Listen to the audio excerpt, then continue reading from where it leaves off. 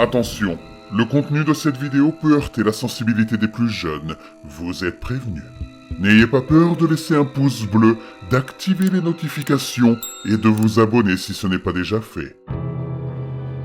Ma mère se cache dans son placard tous les soirs.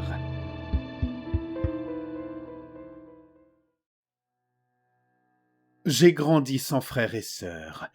À l'époque, nous n'étions que ma mère, mon père et moi, dans notre maison située dans la campagne autour de Détroit.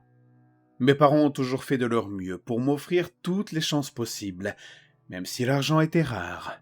Ils s'en sont plutôt bien sortis. Je suis aujourd'hui propriétaire et fondateur d'une entreprise de construction qui marche plutôt bien. Et je mène une vie épanouie avec ma magnifique femme et nos 2 filles dans une maison à 2 étages. Mon père est décédé il y a quelques années et ma mère vivait donc seule dans la maison où j'ai grandi. En vieillissant, elle a commencé à avoir de plus en plus de mal à s'occuper de tout toute seule. Comme je ne pouvais pas toujours être là pour l'aider, j'ai fini par la convaincre de vendre la maison et d'emménager dans une magnifique maison de retraite très bien cotée à East Détroit. Je pensais avoir pris la bonne décision. Des professionnels pourraient prendre soin d'elle et je pourrais me concentrer sur mon entreprise et ma famille. Mais le jour où elle a emménagé, sa santé a commencé à se détériorer rapidement. J'ai commencé à recevoir des appels des infirmières et des médecins presque chaque semaine. Ils m'ont dit que son état mental s'aggravait, qu'elle refusait de manger ou de prendre ses médicaments. Mais le pire, ce qui m'a donné la nausée, c'est ce qu'ils m'ont raconté à propos de ces nuits. Chaque matin, ils ne la trouvaient pas dans son lit. Ils la trouvaient assise dans son placard, éveillée, tremblante, en larmes. Quand ils lui demandaient pourquoi elle faisait ça, elle refusait toujours de répondre. Elle leur disait juste de la laisser tranquille. Je suis donc allé lui rendre visite. Quand je lui ai demandé directement pourquoi elle se réfugiait dans le placard chaque nuit, elle m'a regardé, les yeux remplis de larmes, et m'a dit que mon père n'aurait pas voulu que je l'envoie là-bas, qu'elle voulait retourner dans son ancienne maison.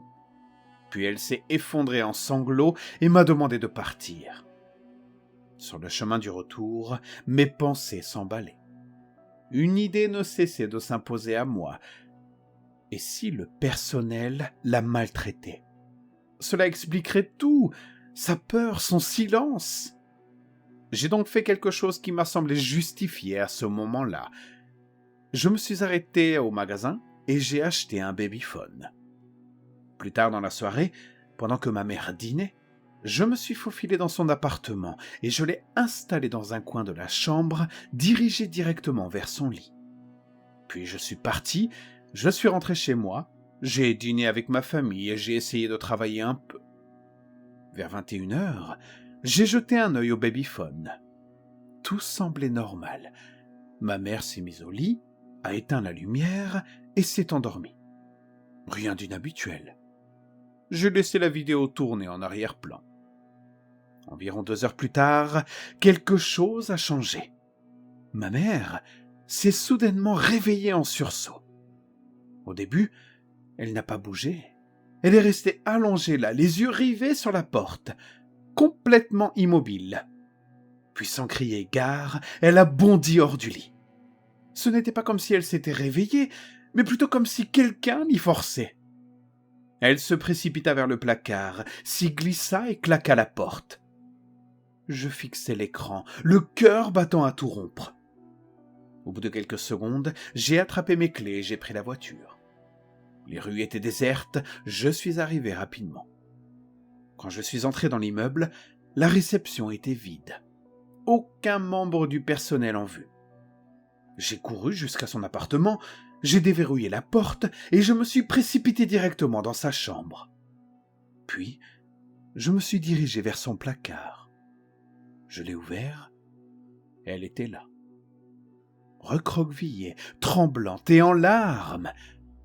Je lui ai demandé ce qui se passait, ce qu'elle faisait, pourquoi elle se comportait ainsi. Elle a lentement levé la main et a pointé du doigt le lit derrière moi. C'est seulement à ce moment-là que j'ai aperçu la créature humanoïde, pâle et glabre, assise sur son lit, qui nous regardait. Je suis resté figé. Mon cerveau refusait de comprendre ce que je voyais. La chose était là, assise exactement à l'endroit où ma mère dormait quelques minutes plus tôt. Immobile, droite, trop droite. Sa peau n'était pas simplement pâle, elle semblait sèche comme du plâtre fissuré. Sa tête penchait légèrement sur le côté.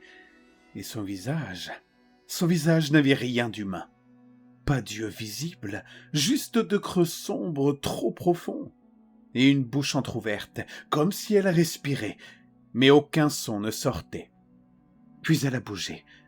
Pas un mouvement naturel, un mouvement saccadé, comme si chaque articulation avait besoin d'être réapprise.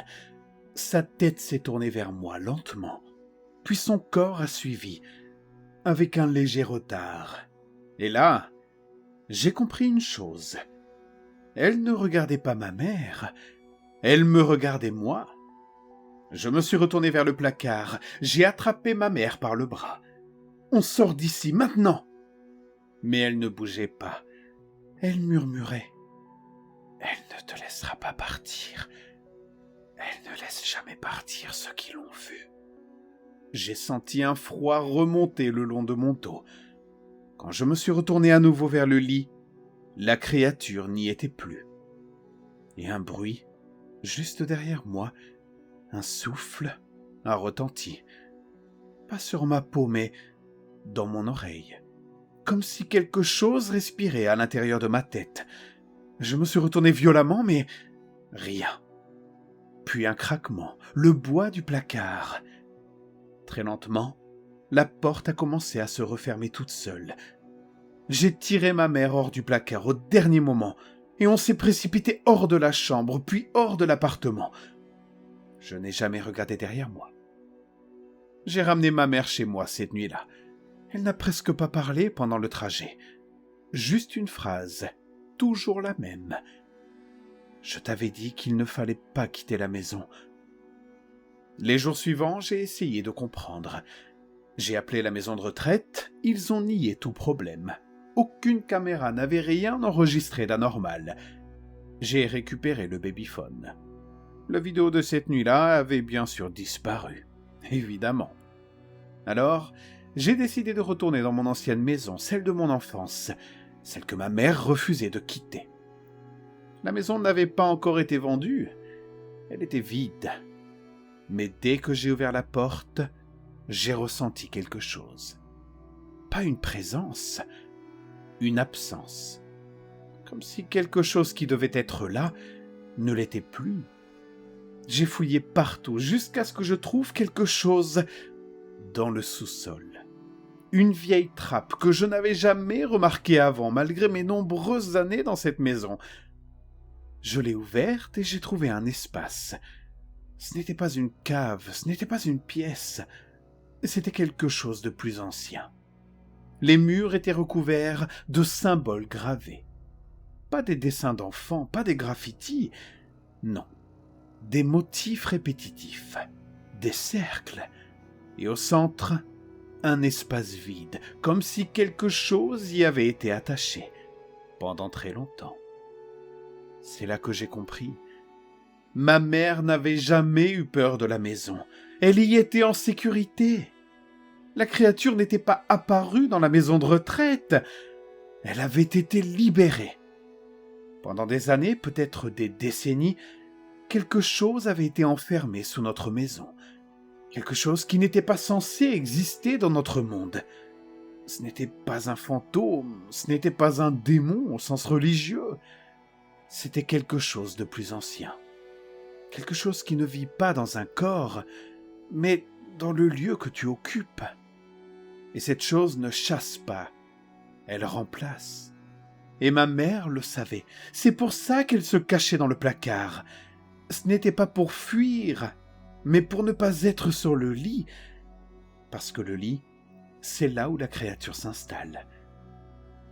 Au final, j'ai trouvé un vieux carnet dans la trappe, écrit de la main de mon père. Il y expliquait tout. Il avait découvert la chose bien avant ma naissance, et il avait compris une règle essentielle. Elle ne peut apparaître que là où quelqu'un est censé être. Un lit, une chaise, un endroit occupé régulièrement comme un lit. Et la créature attend, la créature observe, et quand elle trouve un moment, elle prend la place. Pas immédiatement, pas violemment, mais progressivement selon les dires de mon père. D'abord elle s'assoit, puis elle imite, et elle remplace. Et quand la personne disparaît, personne ne se souvient qu'elle a jamais existé. Mon père avait alors construit quelque chose, une sorte de système de confinement, sous notre propre maison, et il avait réussi à garder la créature là, à la contenir, jusqu'à ce que je fasse la bêtise de vendre la maison. Et j'ai senti mon estomac se retourner. Ce n'était pas un hasard, ce n'était pas une coïncidence. C'était moi, c'était ma faute. J'avais ouvert la cage. Je suis remonté à la surface de chez moi en courant. Je devais rentrer, je devais voir ma mère, ce qui restait de ma famille. Quand je suis arrivé chez moi, la porte était entr'ouverte.